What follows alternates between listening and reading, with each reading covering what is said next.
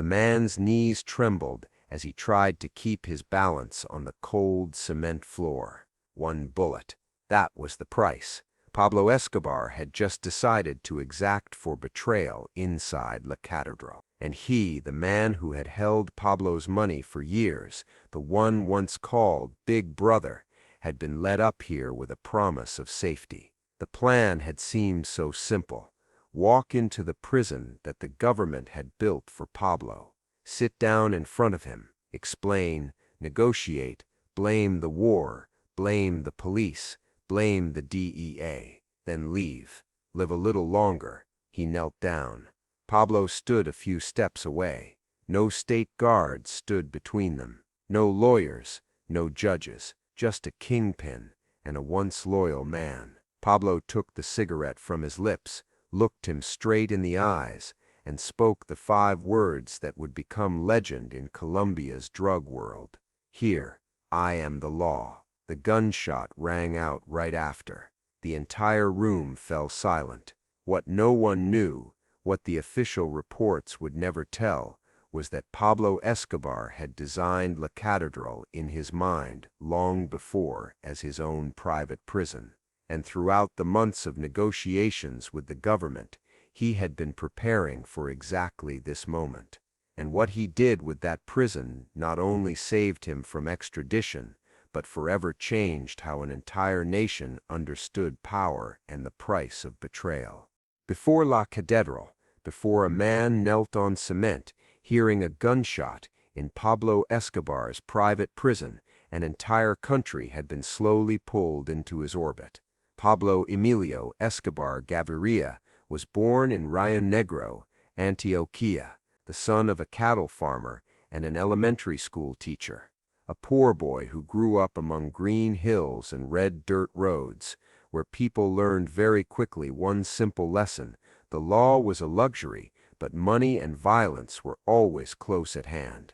As a teenager, Pablo didn't dream of becoming a lawyer or a doctor. He dreamed of having money, fast. He started small, stealing beer, stealing cars, forging lottery tickets, selling contraband cigarettes. Each time he got away, each time he bribed a cop, he understood a little more about how the system worked. In Colombia, the law wasn't in the books, it was in the pocket of whoever paid the most. In the late 1970s, cocaine flooded into Miami. Americans thought it was a new fad in the clubs. To Pablo, it was an invitation. He looked from Medellin across to the other side and saw something simple.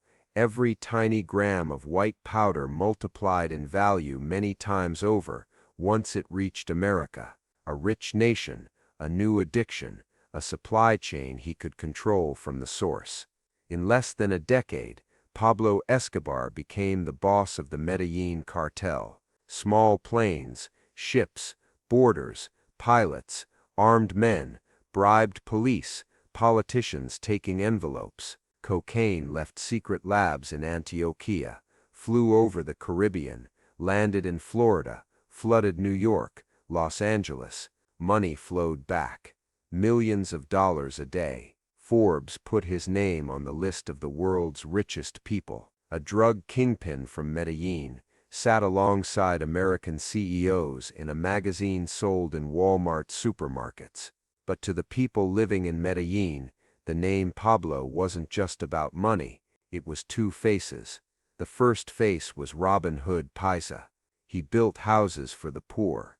An entire barrio on a hillside bore his name. Small concrete apartments replaced makeshift shacks with tin roofs. He built soccer fields, gave jerseys, hung nets, bought new shoes for the kids. He handed out money at markets, paid hospital bills for mothers, bought coffins for families who couldn't afford to bury their dead. When a family was evicted for unpaid rent, Pablo paid several months in advance. When thieves or rival gangs harassed a neighborhood, he sent a few armed men over, had a very quiet word, and the problem disappeared. In many barrios, when people asked, "Who do we call when there's trouble?" the answer wasn't the police. It was Don Pablo. The second face was terror. when the state, under U.S. pressure, started talking about extradition, started signing treaties, allowing Colombian drug lords to be sent to American courts, Pablo responded with bombs. A DAS building in Bogotá blew up. Over 100 people died. An Avianca commercial flight fell from the sky because of a bomb placed on board. The target was an anti-drug presidential candidate. The entire plane became collateral damage. Judges were shot on their way to work. Police were assassinated in front of their homes. Presidential candidates, journalists, officials, one by one they joined the list of people who unfortunately stood between Pablo and what he wanted. To some, Escobar was the only man who ever made the government in Bogotá afraid. To many others, he was the main reason Colombia became synonymous with bombs and bodies on American news. Pablo's greatest obsession wasn't the Colombian police, it wasn't the army, it was American courts. At home, he could buy judges, bribe cops, send people to talk to witnesses. In America, those things were much harder. Juries, federal agents, federal prisons, it was all a system he couldn't control. The phrase he repeated to his associates was simple: better a grave in Colombia than a cell in the U.S.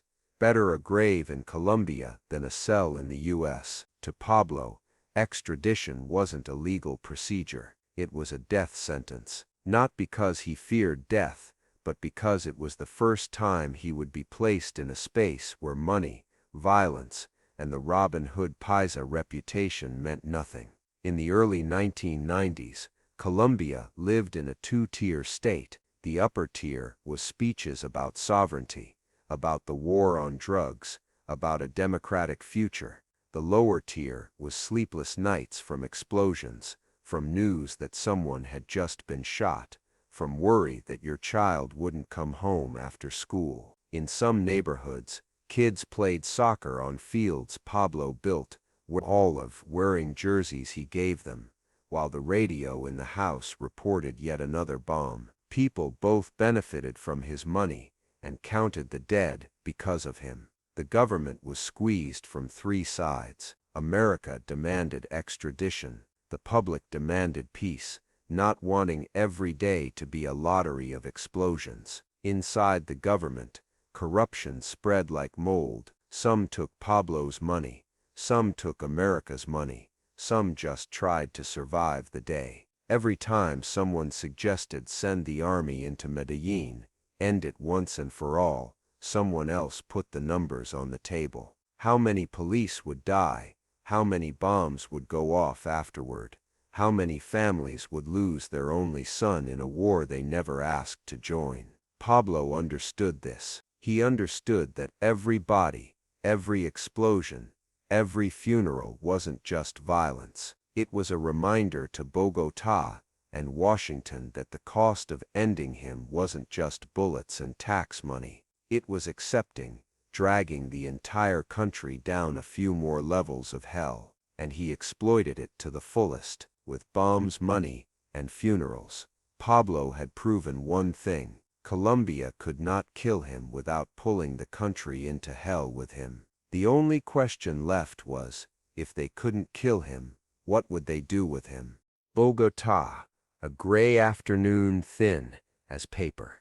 The top floor of the presidential palace, with doors sealed shut, no press cameras, no entourage, just a long room, a wooden table, and men who had run out of patience. On the wall, a map of Colombia with red pins clustered thickly around Medellin, Bogotá, beneath each pin, a date, a number, a short note: Das, Avianca, Galan. At the head of the table, the president looked down at the list in front of him. Names, positions, manner of death. He didn't read them aloud. Everyone in the room knew them by heart. To his right, the Minister of Justice, eyes red from lack of sleep. To his left, the National Police Commander, uniform crisp but collar slightly loose, as if there wasn't enough air left in the room. The DAS director sat nearby, a thick stack of files tied with string in front of him. At the far end of the table, slightly apart from the rest, two Americans, one from the DEA, one from the CIA, quietly observed. They didn't need the map. They'd seen cleaner, color-printed versions on desks in Washington. At the very end, a bit separated from the group, a judge with thick glasses, the one the press liked to call unbuyable, as if that were a rare defect rather than a necessary quality. The meeting began in silence. No one wanted to be the first to say that the Escobar problem had slipped beyond their grasp. Finally, the DEA agent broke the void. "We all know this can't go on," he said in slow Spanish, his voice carrying the growl of someone used to giving orders rather than asking permission. "Every month there's another explosion. Every explosion puts more politicians in seats, but it also puts more ordinary people in coffins." The president didn't argue. He just asked, "What solution do you have that I haven't already heard?" The DEA man didn't need to think long. "Extradition," he said. "Now, get him to the U.S. Put him in federal court. You've tried everything here. Army, police, politics. It hasn't worked. Get him out of this country. Let us handle it." The Minister of Justice gave a slight smile, not because it was funny. "You make it sound as easy as transferring a DUI offender from one state to another," he replied. "Do you know how many people die in Medellin every time the word extraditions appears on TV?" The police commander nodded. "We've tried force," he said. "We've sent hundreds of men into the hills. Every time we get a little close to him, he answers with a bomb. Every officer of mine who goes out knows, if we try to corner him, that many more street corners will turn into rubble." The DEA's director opened a file, flipped through a few pages quickly, and placed it in the center of the table. Black and white photos, a building with its facade blown out, charred cars, bodies covered with sheets. "The DEA's bomb," he said. "The target was us. But who died the most? Staff, secretaries, people getting off work, walking by. You want us to send troops to hunt him again? Fine. But do you dare tell the mothers it's the price we have to pay for extraditions?" The CIA man cut in, his voice smoother than his battlefield-hardened colleagues. "No one's saying this is easy, but every day he's out there, he gets richer, stronger. He buys more police, more judges, more congressmen. If you don't cut off the snake's head, it'll tighten its grip around this country's neck." The judge, silent until now, gently pushed his glasses up the bridge of his nose. "Cut off the head?" he asked quietly. "Are you sure shooting Escobar in the head is cutting off the head? Or are you just cutting off one tail, and the rest of the beast will learn that killing a presidential candidate makes everyone afraid to say his name again?" The president leaned back in his chair. He looked at the wall map, at the red pins. They'd tried force, result more pins. They'd tried money. A few politicians took envelopes. A few new buildings went up in Bogota. Pablo built more haciendas, more houses for the people, more soccer fields. In money, he played in a league no one in this room could touch. They'd tried politics. Luis Carlos Galán stood on stage, talking about extradition, as if it were the only way to pull Colombia out of its addiction to violence. A few weeks later, he fell to bullets. The message was crystal clear. Every time someone stood up against Escobar, the whole country watched a funeral on television. "So what do we do?" the Minister of Justice asked, half to the president, half to himself. "We can't kill him without dragging us into a war on every street. We can't leave him free without admitting this state is just a shadow." The room fell silent again. This time it was the silence of people who had gone through every square on the options board and found they all led to a wall. It was the judge who broke it. "There's one more option," he said. Every eye turned to the man with the thick glasses. He wasn't the kind of person usually listened to in meetings like this. He had no troops, no budget, no American backing. What he had was a reputation for not taking anyone's money, and in a room like this, that was both an asset and an inconvenience. "What do you want?" the president asked. "We've tried treating him like a criminal," the judge said. "No beating around the bush. Shoot, capture, prosecute, threaten. Every time we do that, he responds like a terrorist. Every bomb is an answer. Maybe it's time we temporarily stop treating him like a mere criminal." The DEA man raised an eyebrow. "What do you mean? What else is he besides a criminal?" "He's a side in a war," the judge replied. "Not an official war. No declaration, no uniforms, but the death toll says enough. When you treat someone as an enemy in a war, you can sign a ceasefire with him, not because you respect him, but because you want fewer of your own people dying." The Minister of Justice frowned. "Are you proposing we sit down with Escobar, shake his hand, sign a peace treaty?" "I'm proposing something much uglier," the judge said. "A very dirty deal, but maybe the only choice we have left. He surrenders himself. He accepts prison in Colombia, under the Colombian flag. In exchange, we promise no extradition. We let him choose a special detention facility, as long as it has walls, guards, gates. On paper, he's a prisoner. On the streets, fewer bombs, fewer funerals." The DEA man nearly jumped up. "You can't negotiate with a man who blows up civilian airliners. You can't." "We're not negotiating," the president cut in, his voice suddenly sharp. "We're counting our own dead. Every time you guys on CNN talk about the war on drugs, a mother in Medellin buries her son. Have you buried anyone here?" The air in the room heated up. The DEA man spoke through clenched teeth. "If you give him his own prison, no extradition, he'll turn it into a palace. You know that, right?" The judge nodded.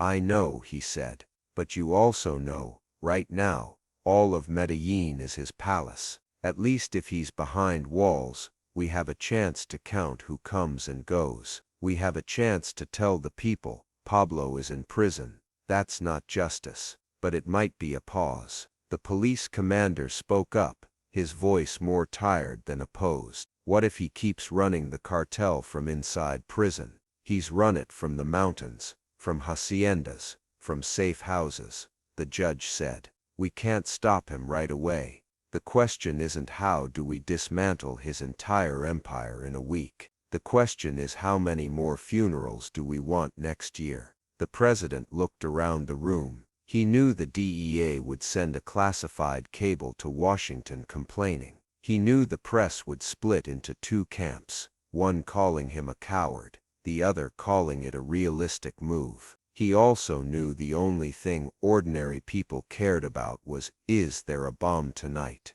What do we call it?" he asked, half joking, half serious. "A peace agreement with Escobar." The Minister of Justice shook his head. "No," he said. "Call it a temporary solution. A special prison, a step to buy time." The CIA man jotted something in his notebook, expressionless. The DEA man ground his teeth, but stayed silent. In wars like this, sometimes the ones with the guns aren't the ones who decide. The president finally picked up the pen. He signed a document that would never appear in textbooks as it really happened. It would be wrapped in pretty words: surrender process, legal commitment, violence reduction strategy. Beside him, the unbuyable judge signed too, not because he trusted Escobar, but because on the table there was no other option left that wasn't written in the blood of innocents. They called it a temporary solution. They believed that with one agreement, they had caged Pablo Escobar. They didn't realize they had just allowed him to draw the blueprints for his own prison.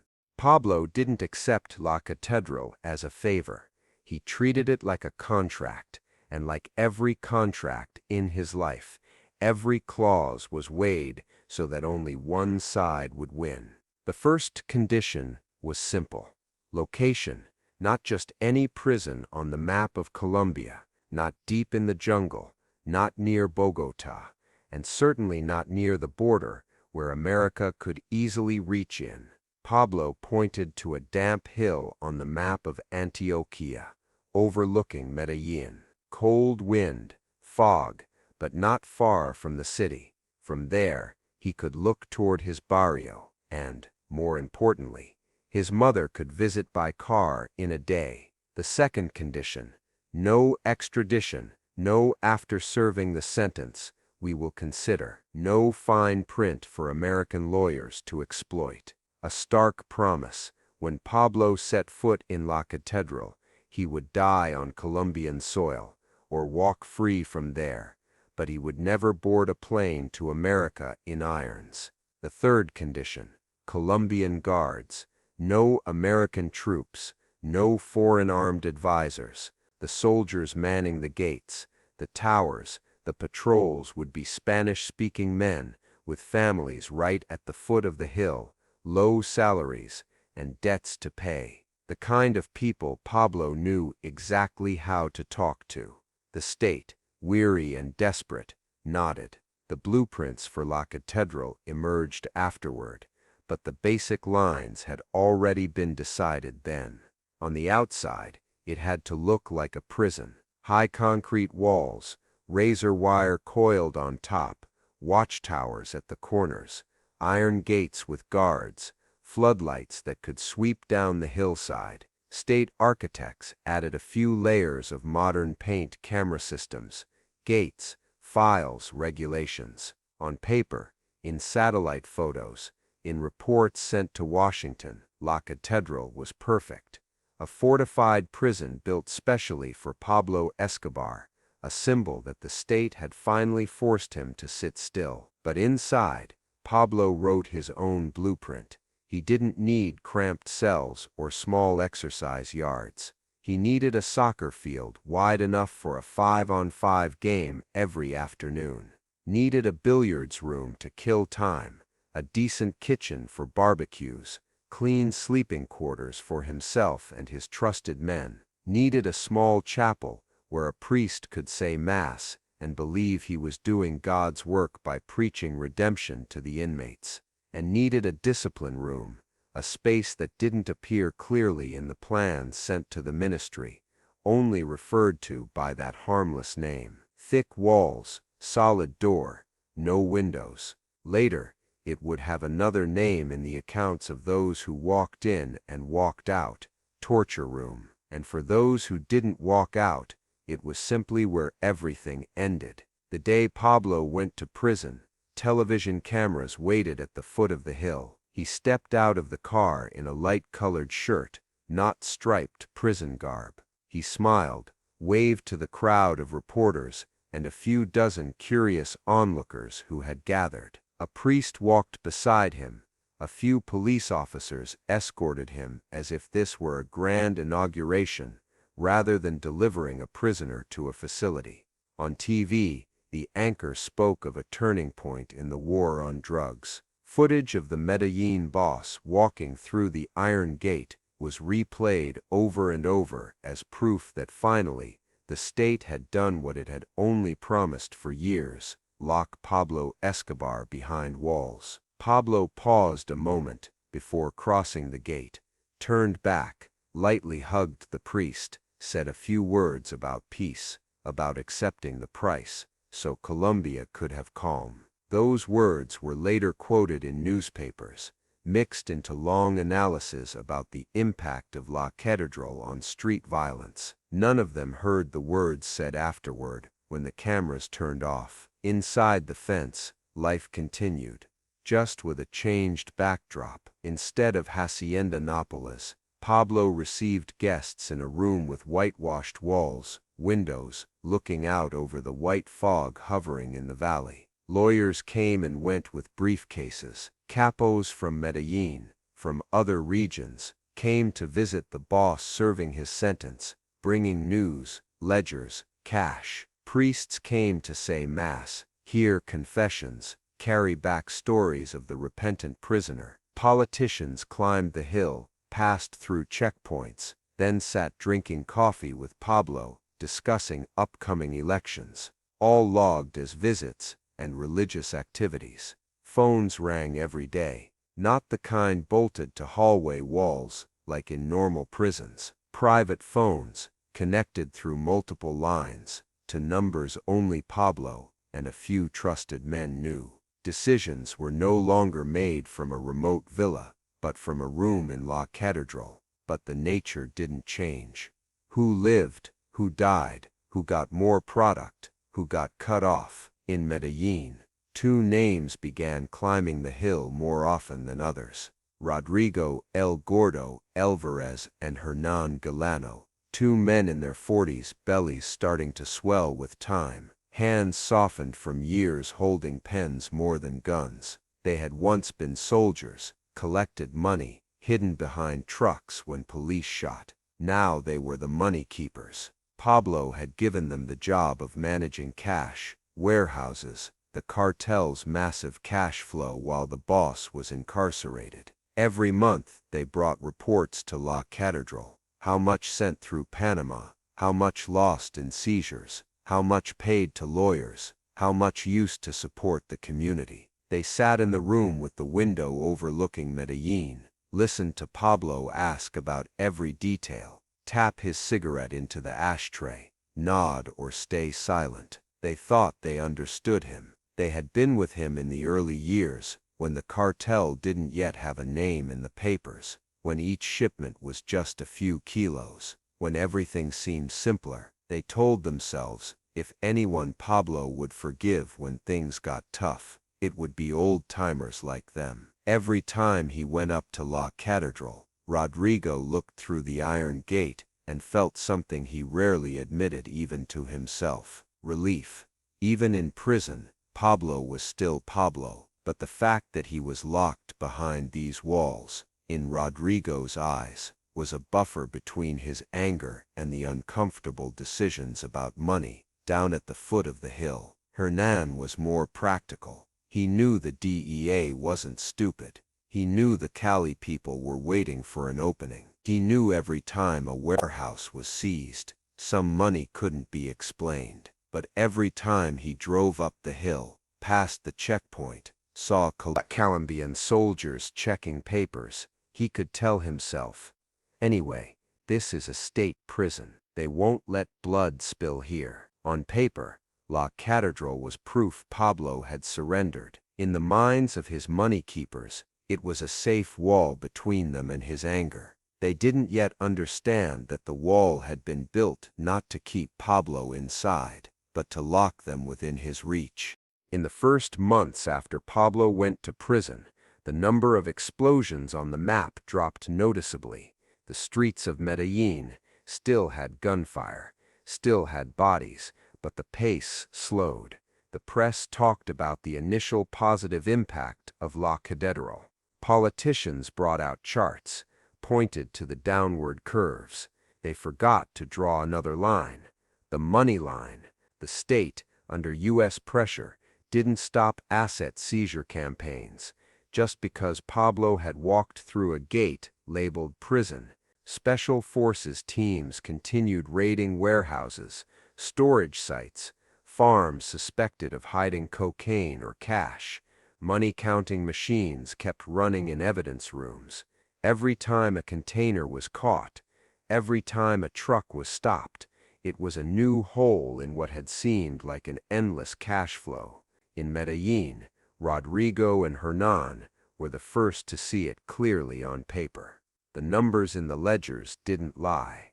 Every month on the hill, they reported to Pablo how many tons lost to the army, how much money stuck with the police, how much had to be used to buy freedom for our own people. Each time Pablo asked in detail, but in the end he nodded, as if it were a temporary price to pay for the bigger game. But beneath the official numbers were other lines that weren't written down. In a nighttime raid in the suburbs, Rodrigo's cousin was shot dead while driving a truck he thought was clean. Hernan's house was searched twice in 1 month. His daughter woke up to the sound of booted feet and guns being cocked in the yard, watching black masked men rummage through closets. Those things didn't appear in the reports sent to La Catedral. They appeared elsewhere, in quiet conversations among middle-aged men, starting to age from stress and cheap beer. At a bar after hours, Rodrigo raised a glass of cheap liquor and said to Hernan, "He's up there playing soccer, drinking good whiskey, smoking cigars. The DEA doesn't dare set foot on the hill without official permission. And me, every time I drive out of the house, I don't know if I'll make it back." Hernan wasn't the talkative type, but he didn't argue. He knew Rodrigo wasn't entirely wrong. Pablo was in prison, but that prison had a soccer field, barbecues, and guards who called him Don behind his back. And they had no walls, just roads, checkpoints, special forces with guns and shoot if necessary orders. When a cash warehouse was seized, Rodrigo sat recalculating the expenses: lawyers, police, politicians, community fund, families of the dead. He started doing another calculation, not written down. If one day everything collapsed, if Pablo was killed or extradited against his will, what would he have left? A house the police knew by heart, a few cars already on watch lists, a name printed in DEA files. That night, Rodrigo went home, watched his son sleep, heard his wife ask, "When will this ever end?" For the first time he seriously thought about keeping back a portion of the money unreported.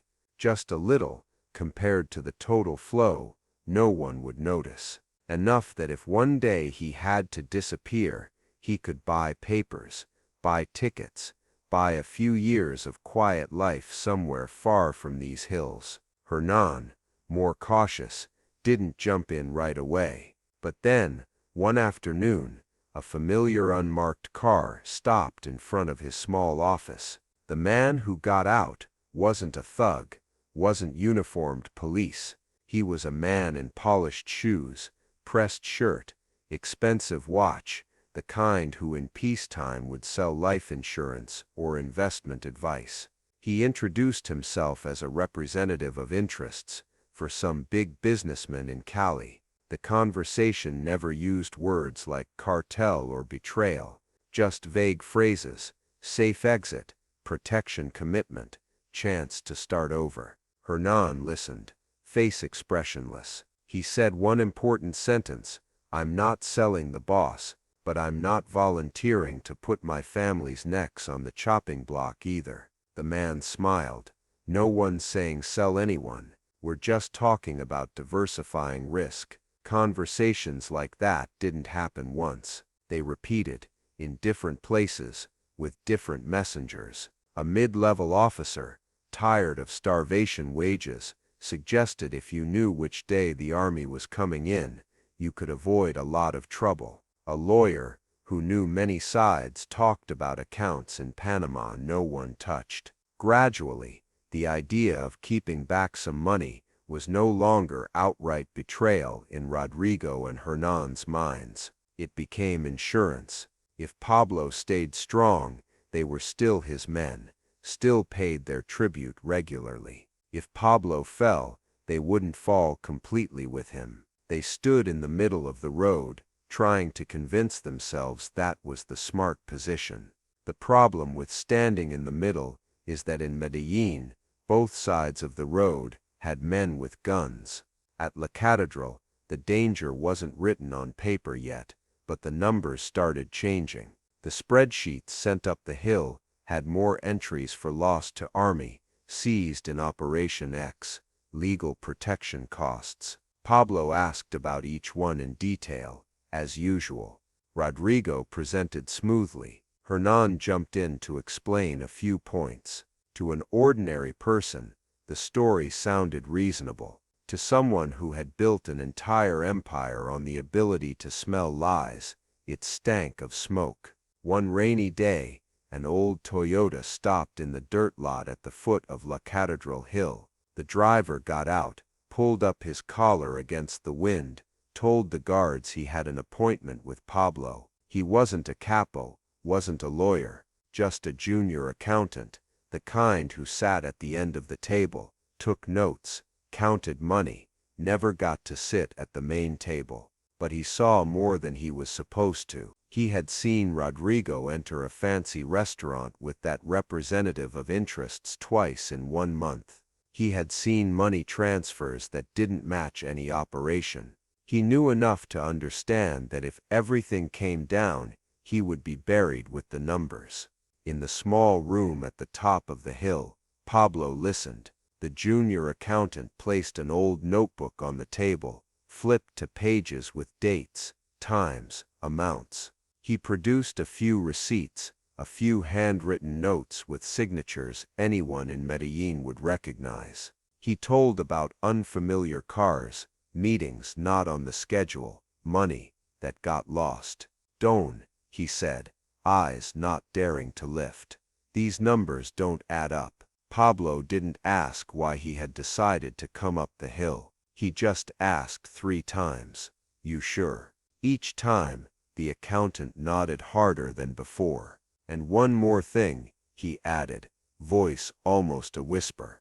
"People have seen them meeting with Cali people, more than once." After the man left with a small envelope, reward for saying something that could get him killed, Pablo sat alone. In front of him were the numbers. Behind him the thick concrete wall, beyond that the fog. He didn't slam the table, didn't throw a glass, didn't call Rodrigo or Hernan right away. The next day, he called Rodrigo, asked about a specific shipment. Rodrigo answered smoothly, only stumbling lightly on one word. Pablo pretended not to notice. The day after, he called Hernan, asked about an expense for the lawyers. Hernan gave the right name, right amount but wrong date. Small mistakes, but in Pablo's world, small mistakes were never random. In the following weeks, he had the ledgers sent up the hill more often. He pointed out shortages, overages. Rodrigo blamed the chaos after raids. Hernan blamed new staff. Pablo didn't say they were lying. He just murmured agreement, then hung up. In the afternoons, when no one was in the room, he stood by the window looking down at Medellin. The city spread out at the foot of the hill, lights starting to come on like an inverted star map. Somewhere down there, people were holding his money and thinking the walls of La Catedral protected them from him. He understood that psychology. He had built the wall precisely to create that feeling, and now it was time to use it. He turned back to the table, picked up the internal phone. "Call Rodrigo and Hernan," he said to a trusted man. "Tell them we need to talk about the future.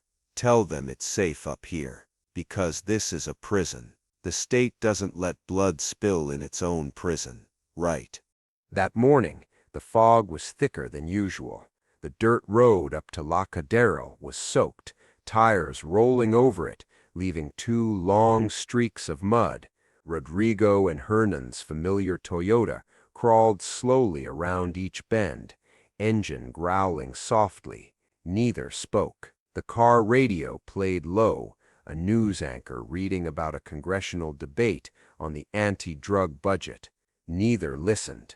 At the first checkpoint, a police officer raised his hand to stop them. He leaned down, looked through the windshield, recognized the face behind the wheel, nodded, and checked the papers perfunctorily. "Going up to see Don?" he asked, almost familiar. Rodrigo nodded. "Just talking about the books." The officer smiled. "In prison, and still worrying about the books. What kind of prison is this? Like running a bank?" He waved them through. At the second checkpoint, the same routine. Papers checked. Nod. Gate opened. Each iron gate that swung wide reinforced the strange feeling in Rodrigo. Even though he was heading into a prison, He felt safer here than driving through the city. There were soldiers, gates, rules. Out there, the DEA, the Army, nameless special forces teams were what made his heart race. Here, he told himself, at least everything followed procedure. The car stopped in the small courtyard inside La Catedral. The soccer field in the distance was still wet from rain, white goalposts standing out against the green grass. The lingering smell of last night's barbecue hung in the air. Hernan turned off the engine, sat still for a few seconds, staring through the windshield. "See?" Rodrigo said, more to reassure himself than his friend. "This is a prison. The state doesn't let bad things happen up here." Hernan didn't answer. He gripped the steering wheel tightly, peeled his fingers off one by one, then opened the door and stepped out. One of Pablo's trusted men led them in. No lengthy paperwork, no search orders. They walked down a concrete hallway, small windows looking out onto a sea of white fog. On the walls hung a few saint statues, a few framed Bible verses. At a wooden door, the guide knocked twice, opened it, motioned them in, then stayed outside. Inside, it wasn't the warden's office. No files, no flag, just a large room, a sofa set, a low wooden table, a big window overlooking the valley. Pablo Escobar was already seated there. No fanfare, no hugs, just a slight nod. He wore a dark sweater, holding a half-smoked cigarette. In the corner of the room, two other men stood motionless, not leaning against the wall, not fidgeting. Rodrigo recognized them. The gate guard, the man who had been with Pablo since the days of hijacking trucks. Men who never said much, but were present on most of the bloody nights. "Sit," Pablo said. His voice was neither cold nor warm, like starting another routine meeting about cash flow. Rodrigo and Hernan sat across from him. On the table lay a thin stack of papers clipped together, an old notebook, and an ashtray full of cigarette butts. Pablo looked at them for a long time, as if memorizing every wrinkle on their faces, then spoke. "Do you remember the first day you came up here?" he asked. Rodrigo nodded. "Yes, Don. Back then, I had just walked into this prison," Pablo said, glancing out the window for a beat, then back. Outside, the press said I'd lost. The DEA was popping champagne somewhere. In the barrio, people cried, people prayed, and you two came up here with the books. Told me, "Don't worry, Don. We'll keep everything running like before." He took a drag, exhaled slowly. "I remember," he pointed at Rodrigo. "I remember the day your little brother died in that raid in the suburbs. I paid for the funeral, paid off the debt he owed those loan sharks." Rodrigo swallowed. "I haven't forgotten that favor, Don." Pablo turned to Hernan. "I remember when the special forces kicked in your door. Your daughter told me about it during Mass. She said she thought they were going to shoot her dad right in the living room. I sent money to your wife, told them to move, get the girl somewhere safer." Hernan nodded, blinking faster than usual.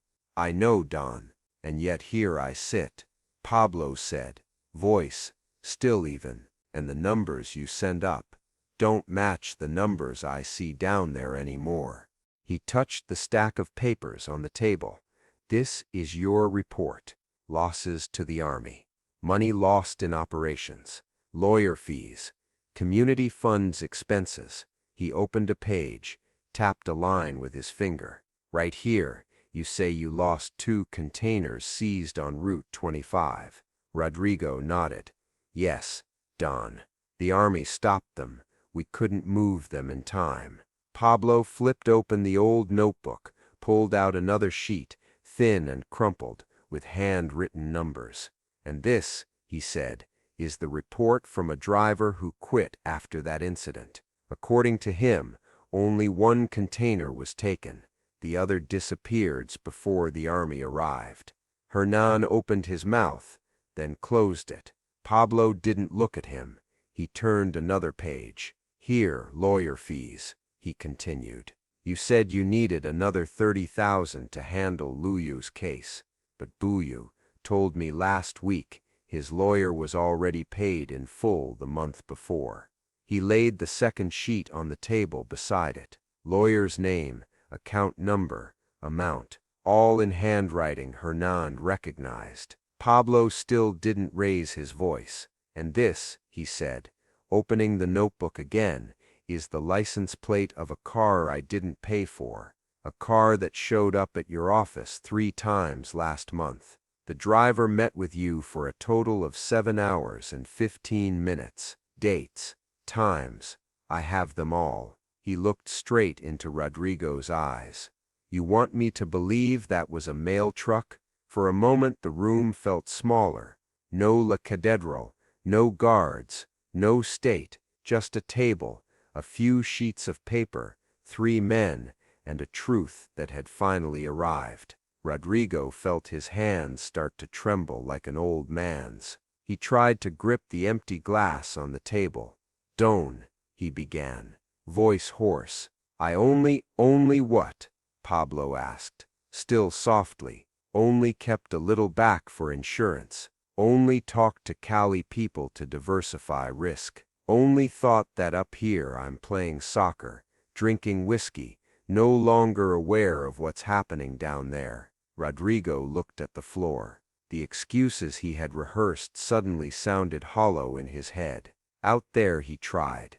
The DEA can kick in doors any time. The army shoots first, asks for papers later. I have a wife, kids.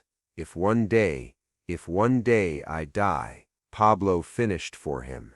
If one day this empire collapses, you want something to run away with? He completed the sentence himself, as if he'd already heard it repeated in other heads before. I didn't want to betray you, Don, Rodrigo said, almost pleading. I just didn't want my family to die because of decisions made up here. You're safe up here. We're the ones dying out there, Hernan blurted, unable to hold it in anymore. Every time they talk about peace, more of our people disappear. Pablo raised his hand, cutting him off. He didn't need to hear the rest. I know you're scared, he said. I'm scared too. I'm not stupid enough to think if they break this deal, I won't be hunted like a dog. But there's one thing I've never done, and that's pretend to stand in the middle. I chose a side from day one. I chose war with the state. I didn't choose war with the men behind my back. He leaned back in his chair, looked at each of them again, as if taking final roll call. You say I'm safe up here, he said slowly. Fine. Then let me ask you again. Do you think walking into this prison means stepping into the state's territory? He let the question hang for a few seconds, then shook his head. His voice dropped lower, but each word hit the table like a nail. No, this is the only place where I know exactly who stands on which side. That was the moment Rodrigo understood. La Catedral wasn't a wall between Pablo and the world. It was a mirror. Anyone who walked through the gate, sat in that chair, exposed themselves completely. Secret meetings, whispered calls, insurance money. All of it was already in the head of the man across from them. Any excuse now was just noise. Pablo stubbed out his cigarette and stood. He didn't yell, "Kill them," didn't slam the table, didn't curse. He simply turned to one of the 2 men in the corner, a barely perceptible nod. The man stepped forward, placed a hand on Rodrigo's shoulder. Let's go, he said, voice almost polite. Rodrigo turned to Hernan, but saw nothing in his friend's eyes except reflected fear. He let them pull him to his feet, legs buckling slightly. A door to the right of the room opened, a short hallway, another door. Footsteps faded, then stopped. In the main room, only Pablo and Hernan remained. A gunshot cracked, dry and short, echoing off the concrete walls of the state prison. No scream, no cry. Hernan closed his eyes for a second, then opened them. Pablo had returned to the table, sat down, as if he had just concluded a shortened meeting. He poured more coffee and asked casually, "What grade is your son in now?" Hernan said his son's name, age, grade. Pablo nodded, as if noting an extra line somewhere in his mind. "You'll go home and tell him," he said, "that starting today, you work directly with me. No more representatives of interests. If I ask for a number, you tell the truth. If you can't do that, don't come up the hill anymore. Understood?" Hernan nodded, throat burning. That was how the trial ended. No judge, no lawyer, no jury, just a reminder of old favors, new numbers, one final statement of the rules, and one shot.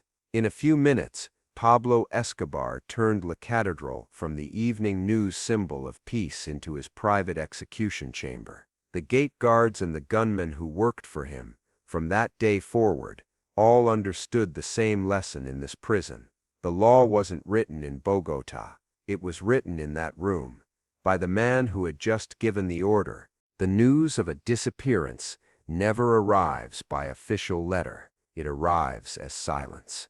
Rodrigo's wife waited until midnight, with no sound of the car, called the office, heard only endless ringing. The next morning, she called Hernan. He said Rodrigo was surely up the hill, explaining more to Don, told her to wait. 1 day, 2 days, 3 days. No call, no message from La Catedral. Just short answers from the guards when she managed to get through on the phone. "No one here by that name. We're not allowed to give out information. In Medellin, people don't need a death certificate to understand what happened." Wives and mothers who had once heard he's gone up to see Don for a bit and never saw their husbands or sons again started whispering to each other. In a cafe near downtown, one man leaned in and said to his friend, "You heard anything? Rodrigo didn't come back. They say he died up on the hill." The friend raised an eyebrow. "Died in a state prison." The other shrugged. "Not a state prison. His prison.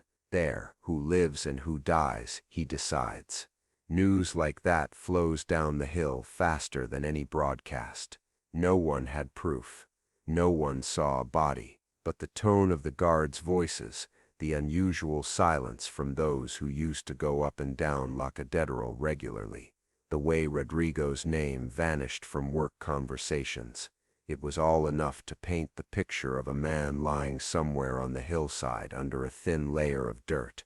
The remaining capos understood the message clearer than any speech. If Pablo dared to do that inside a prison bearing the state's logo behind walls and guards tasked with supervising him, then there was no place left to hide them. Church? No. Courthouse? No. Police station? No either. If he decided, no building, no authority stood between them and a bullet. The reaction inside the cartel split into 2 streams. One group, the survivors long enough to have the habit of preparing escape routes, started shifting assets. They moved money to accounts Pablo didn't know about, bought houses under others' names in Cali, Quito, Miami. A few sent wives and kids abroad, citing better schooling for the kids. They went for coffee with men like the polished shoe guy who once visited Hernan's office, listening to talk of life after Escobar. They didn't openly oppose him, didn't dare.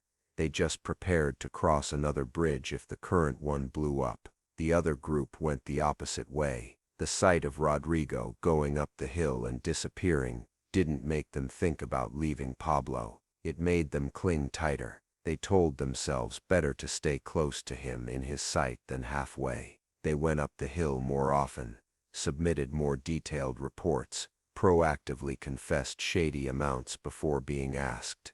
In a world where standing in the middle meant standing in front of a gun barrel, they chose to stand right behind the man holding the gun. Meanwhile, in Bogota, La Catedral started looking different on paper. One guard on the hill, unable to stomach the feeling of patrolling past a room everyone rumored someone had been killed in, got drunk in the city, and let slip to an old classmate who was now a reporter. He didn't give details, just dropped one line. If you knew what was happening on top of that hill, you wouldn't call it a prison anymore. The friend, reporter instincts kicking in, started pressing. The story didn't hit the press right away, but climbed other ladders. Editor, acquaintance of a congressman, aide in the Justice Ministry. By the time an internal report from the Catedral Guard Force commander reached the minister's desk, with vague lines about unreported violence among inmates, everyone in the Bogota meeting room didn't need to read between the lines anymore. They understood La Catedral was no longer a PR tool. It was a liability. In America, the DEA got similar whispers through their channels. The cable back to Washington was short and cold. Your peace deal is a joke. Escobar executed at least one associate inside his facility. Colombian authorities either complicit or powerless. That either felt like a slap to the Colombian government. Complicit, accomplice meant admitting the state had allowed Pablo to use their prison for killings. Powerless, helpless, meant admitting the state couldn't control its own prison. Both options shared one thing: humiliation. One evening, in the same room where they had once signed the temporary solution agreement, the president, minister of justice, police commander, DAS director sat around the wooden table again. The wall map was still there, but with fewer red pins. The streets seemed calmer, but on the table was a thin file with pages that made them dizzier than any pin-filled map. Reports of violence inside La Catedral, notes about people going up the hill and not returning, DEA cables. What have we created? The Minister of Justice asked, not hiding his self-disgust. A prison, the president answered mechanically, then corrected himself. No, a stage. The DAS director nodded. Every time he kills someone in there, he said, he does it under our national emblem, under the flag we fly at the gate. It's no longer cartel violence, it's violence in a state prison. The DEA man this time didn't need to persuade much. See, he said, pushing the file toward them. When you make a deal with a man like this, he doesn't become part of your system. He makes your system part of his. The president was silent for a long time. In Medellin, La Catedral was a hill with walls and lights every night. In Bogota, it was a stain on any speech about rule of law. He knew if they kept pretending everything was under control, one day another body would turn up, this time maybe someone the press couldn't ignore. We can't remove this pin from the map, he said, pointing to the La Catedral marker on the wall.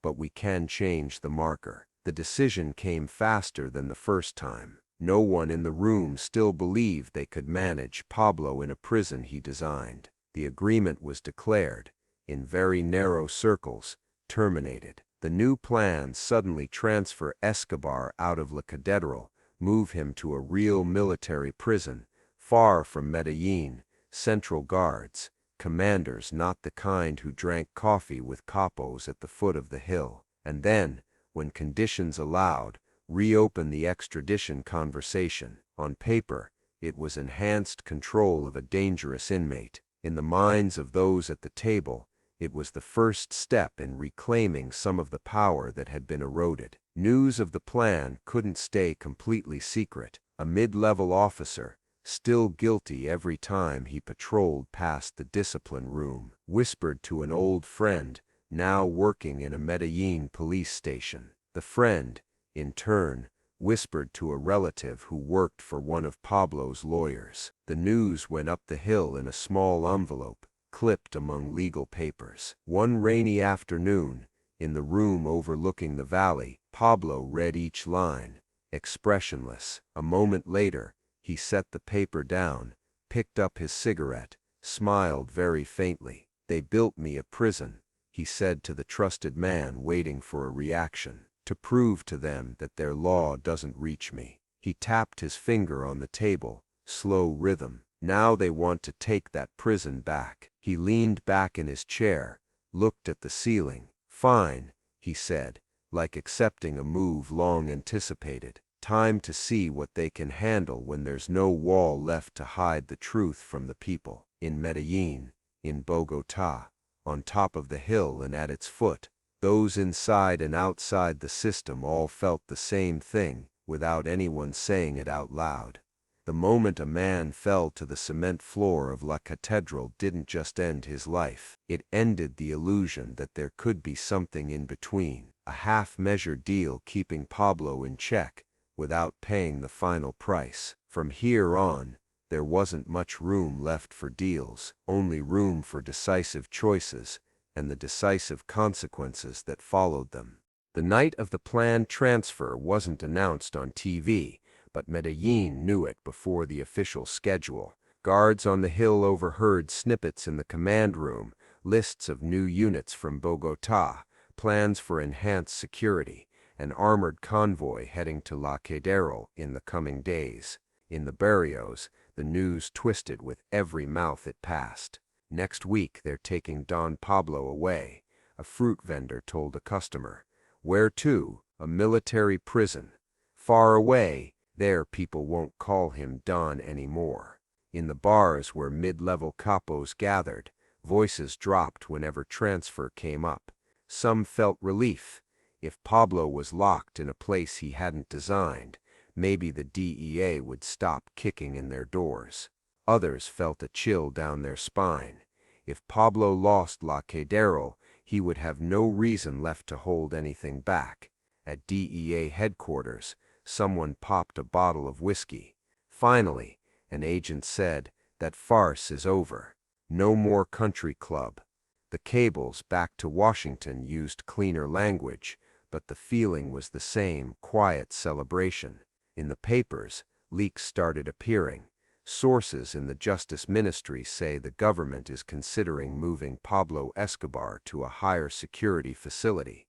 No one wrote outright that La Catedral had become an open wound on the state's face, but everyone who read it understood. Inside La Catedral, Pablo read those papers, listened to the radio reading those snippets, calm as if checking the weather forecast. He walked around the facility more. During the day, he went out to the soccer field, stood motionless on the center line, staring at the two goals as if measuring the distance. At night, when guards patrolled, he walked the hallways, fingers lightly brushing the cold concrete walls. Every brick, every corner, every door was something he had approved. He knew the camera positions, the blind spots, the shift changes, the name of the soldier whose mother owed hospital bills, the officer who preferred good whiskey over cash. He even went to the discipline room, the room that had swallowed Rodrigo in silence. Standing at that door, he didn't pray, he just opened it, looked into the dim darkness, like a man checking a tool he had finished using. This was where he sent his message to the cartel and to the state. Even when called a prisoner, he was still the only one with the power to issue death sentences. Now that very message was the reason they wanted to move him. One rainy afternoon, he called a few trusted men into the room. No map spread on the table like in war movies, just a pot of coffee, a few cigarettes, and faces that had been with him since hiding product in rented car trunks. "They're coming up here," Pablo said, "no beating around the bush. Not to visit, to take me away." One cursed, another said, they should prepare guns, prepare to fight back. Pablo shook his head. "This is their prison," he said. "If you shoot an army officer up here, tomorrow they'll call it a massacre in the prison. They'll show the pictures on TV. Say, see, we told you he's the devil. I'll give them exactly what they need to justify whatever comes next. No." He poured coffee slowly. "If I stay and let them transfer me, I'll become a real prisoner," he continued. "I'll be in a prison where I don't know every brick, Every door will be theirs. Every guard will take orders from Bogota, not from you. There, my law won't reach. He looked up, met each man's eyes. If I leave here before they arrive, this whole country will turn back into a battlefield. The streets will remember what it's like, with no deal. They won't have La Catedral anymore to tell the people everything's under control. They'll have to fight me out there, where any wall can blow up.